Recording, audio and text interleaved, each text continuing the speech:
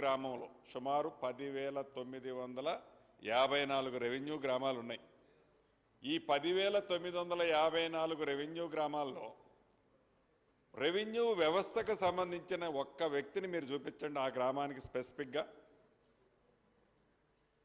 RI, MRO, RDO, sub collector or special collector or collector తప్ప ఈ రెవెన్యూకి సంబంధించిన వ్యవస్థలో ఉన్నది మొత్తాన్ని, అంటే ఈ వ్యవస్థనే కుప్పకూల్చి ఈ రెవెన్యూకి సంబంధించిన వ్యవస్థకు సంబంధించిన టీమునే లేకుండా గ్రామాల్లో మీరు చేంజ్ చేశారు అన్నారు.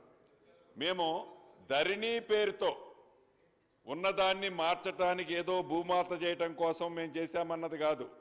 మీకు చాలా స్పష్టంగా ప్రజలు తీర్పిచ్చిన తర్వాత కూడా, మొన్న అసెంబ్లీ ఎన్నికల్లో ప్రజలు తీర్పిచ్చిన తర్వాత మీకు ప్రధానమైంది ఈ ధరణి పోర్టల్తో మీకు వచ్చిన ప్రమాదం అని ఇప్పటికీ కూడా మీరు గ్రహించకపోవడం చాలా బాధాకరం అధ్యక్ష. తమరి ద్వారా వాళ్ళకి తెలియజేస్తున్నా. నేను ఆనాడు పార్లమెంటు సభ్యుడిగా ఆడ ఉన్నప్పుడు మీరందరూ గుండె మీద చేసుకొని చెప్పండి, కూర్చున్నమాట వాస్తవం. ఒక 6 గంటలు 10 గంటలు 12 గంటలు మనం ఒక మీటింగ్లో ఆనాటి ఆ ముఖ్యమంత్రి గారు, మాజీ ముఖ్యమంత్రి గారి దగ్గర కూర్చుంటే 12 గంటలు కూర్చుంటే 11 గంటల 30 నిమిషాలు వారు మాట్లాడతారా, మనం మాట్లాడేవాళ్ళమా? చెప్పండి మీరు. అంటే దాంట్లో నేను డెప్త్గా పోలేదని, దాన్ని ఏదో మీరు ఇట్లా గోకితే నేను గోక్కుండా ఉండను. ఏమి మాట్లాడినమో, ఏం చేసినమో, ఏం చేయలేదో మన అంతరాత్మకి అక్కడ ఉన్నాం మీకు తెలుసు, నాకు తెలుసు. మీకు మీ పార్టీ పక్షాన, ప్రధాన ప్రతిపక్షంలో ఉన్న మీ పార్టీ పక్షాన సూటిగా ఒక ప్రశ్న అడుగుతున్నా. ఈ విఆర్ఏ వ్యవస్థ ఏదైతే ఉందో, ప్రతి రెవెన్యూ విలేజ్కి ఒక మనిషి, రెవెన్యూ వ్యక్తి ఉండాలని మీరు అనుకుంటున్నారా? అసలు ఆ వ్యవస్థే అక్కర్లేదు. డైరెక్ట్గా గ్రామ స్థాయిలో ఉన్న రెవెన్యూ వ్యవస్థను తీసుకొచ్చి హైదరాబాద్ సెక్రటేరియట్లో పెట్టాలని అనుకుంటున్నారో మీ సమాధానంలో చెప్పండి అధ్యక్ష.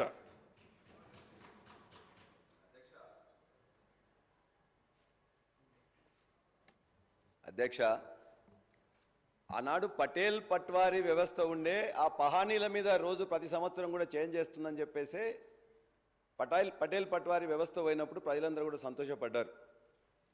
ఆ పటేల్ పట్వారీలే మరలా విఆర్ఓ రూపంలో వచ్చి అదే వ్యవస్థను కొనసాగిస్తున్నప్పుడు ఇది సరైనది కాదు. రైతుకి తన యొక్క భూమి మీద తనకు హక్కు ఉండాలి తప్ప ఏ విఆర్ఓకో వాళ్ళకు ఉండొద్దని చెప్పేసి దాన్ని ఖచ్చితంగా వద్దని చెప్పేసి అనుకున్నాం. ఖచ్చితంగా అధ్యక్ష, మీరు అడిగిన మేము సమాధానం చెప్పినా మీరు సమాధానం చెప్పుకోండి. బాబు, నువ్వు సభ్యునివి, మిగతా సభ్యులు మీరు మాట్లాడుకోండి. నేను చెప్పేదానికి మంత్రి గారు సమాధానం చెప్తారు. మీ దగ్గర సబ్జెక్ట్ ఉంటే, నేను చెప్పిన దాన్ని డిస్ప్యూట్ చేయదలుచుకుంటే నువ్వు నన్నే రండి ఆపడానికి. స్పీకర్ గారితో మేము మాట్లాడుతున్నాం, మీరెందుకు నన్ను అడుగుతున్నారు? మేము ఖచ్చితంగా చెప్తున్నాం, పటేల్ పట్వేర్ వ్యవస్థకు మరో రూపంగా ఉన్న విఆర్ఓ వ్యవస్థను ఉపయోగించకుండా రైతులకు రైతు యొక్క భూమి మీద హక్కు ఏ విధంగానైతే ధరణి రూపంలో ఇవాళ కొత్త పాస్బుక్ రూపంలో కల్పించిన మహనీయుడు కేసీఆర్ గారు, అది మీరు అవునన్నా కాదన్నా ఖచ్చితంగా ఉన్నది.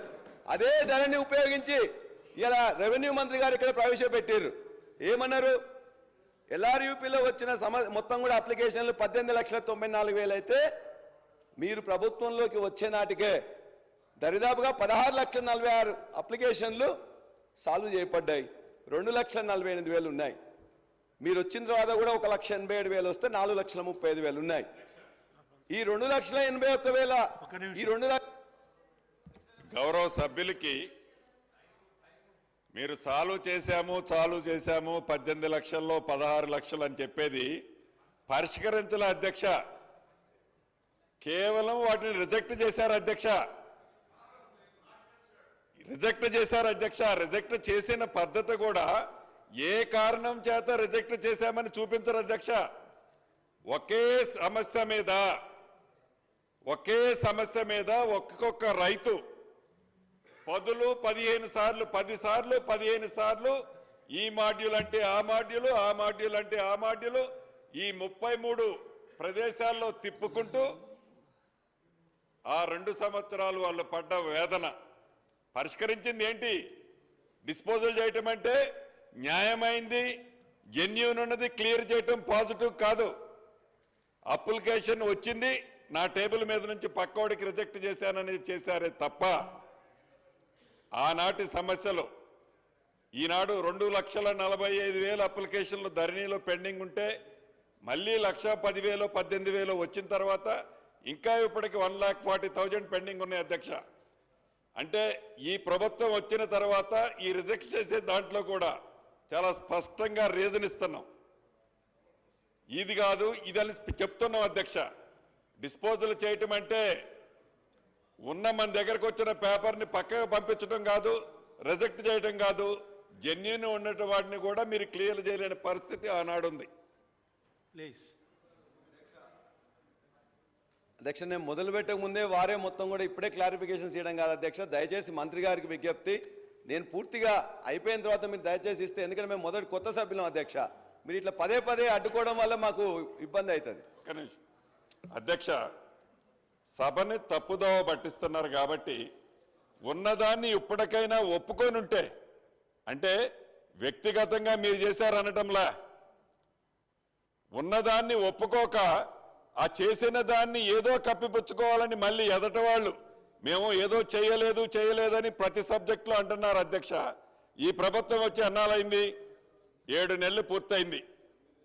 ఈ 7 నెలలు పూర్తయిన దాంట్లో ఎన్నికల కోడే 100 రోజుల పైచీలకుంది.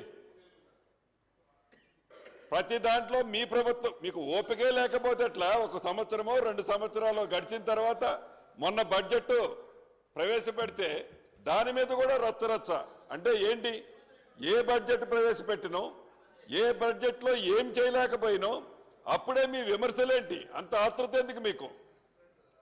ఇప్పుడు ఈ ధరణిలో కూడా చేసిందంతా మీ పుణ్యం. ఆత్మహత్యలని నిన్న మొన్న చెప్తుంటే సైలెంట్గా కూర్చొని నవ్వుతున్నా. ఆత్మహత్యలు ఎవరి కారణంగా జరిగినాయి? ఇప్పుడు మేము చేసిన ఈ 6 నెలల కార్యక్రమం కాదది. అప్పుడు మొత్తం ఆ పాపమంతా ఇలా సామాన్యులు చనిపోతున్నారు. ఆత్మహత్యల కారణాలు ఏంటి? ఈ ప్రభుత్వం చేసింది కాదు. మాట్లాడితే 7 నెలల్లో అప్పుడే ఏం చేయలేకపోయినాం అధ్యక్ష. మేము 100 రోజులు అదొక్క పడికట్టు పదం తప్ప.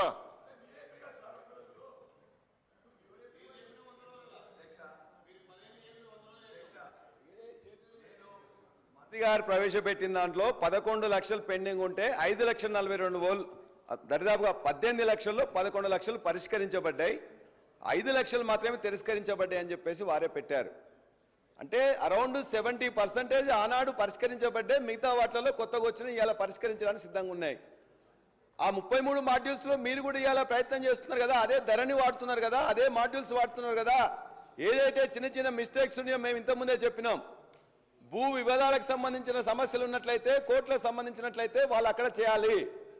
రెవెన్యూ సమస్యల ప్రకారం చేయలేకపోయినట్లయితే రెవెన్యూ చట్టంలో మీరు ఇంప్లిమెంట్ చేసి, ఏదైతే పౌతి కావచ్చు, సక్సెషన్ కావచ్చు, రకరకాల వాళ్ళు చనిపోయినప్పుడు, లేకపోతే అసైన్మెంట్ ల్యాండ్ ఉన్నప్పుడు దాన్ని చేయలేకపోయినప్పుడు, జీపీఏ ఇవ్వలేకపోయినప్పుడు, లేకపోతే తండ్రి దగ్గర నుంచి ఇక్కడికి వచ్చినప్పుడు రకరకాల కొన్ని సమస్యలున్నాయి కాబట్టి వాటిని మీరు పరిష్కరించండి. ఎవరు వద్దంట్లే. ఇవాళ అదే ధరణి మీరు ఉపయోగిస్తున్నారు, సంతోషం. అదే ధరణిలో 33 మాడ్యూల్స్లో కొద్దిగా మార్పు తీసుకొస్తామంటున్నారు, సంతోషం. వాటితోనే ఇవాళ ఇవన్నీ కూడా పరిష్కరించని చెప్పి మీరే పెట్టిండ్రు, సంతోషం. కాబట్టి అదే ధరణిలో అదే సాఫ్ట్వేర్ని అదే అందరిని ఉపయోగిస్తున్నప్పుడు దాన్ని అదే విధంగా కొనసాగించి ఇంకా బెటర్ చేసి ఏదైతే చిన్న సమస్యలు ఉన్నాయో వాటిని కూడా తొలగించాలని, వాళ్ళందరినీ కూడా ఉపయోగపడే విధంగా చేయాలని చెప్పేసి మీ ద్వారా మంత్రి గారిని, ప్రభుత్వాన్ని కోరుతున్నా. వారు మాట్లాడుతూ చెప్పారు సాదా బైనామాలు 9 లక్షలు పెండింగ్లో ఉన్నాయి. ఎట్లున్నాయి అధ్యక్ష? ముందు సాదా బైనామాల కోసం 1 నెల రోజుల సమయం ఇచ్చినాం. 6.5 లక్షల అప్లికేషన్స్ వచ్చినాయి.